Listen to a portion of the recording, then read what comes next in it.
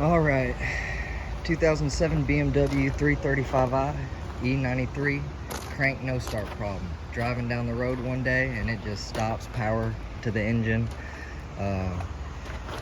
Especially watch this if you've recently done the sending unit on it, especially with a Chinese knockoff. If it hasn't been none of the fuses, none of the regular stuff that would cause fuel issues with your car, and you're just stumped, this should help you. So you're gonna pop open your sending unit side. As you can see, I've been chasing this forever. And you're gonna pop open your sending unit side, open it up, take your sending unit out. And what I noticed down here is that this hose popped off right there. And this is what your sending unit, it sends fuel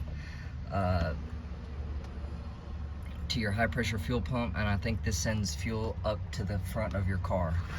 It comes up through here and then it goes through here to the front of your car.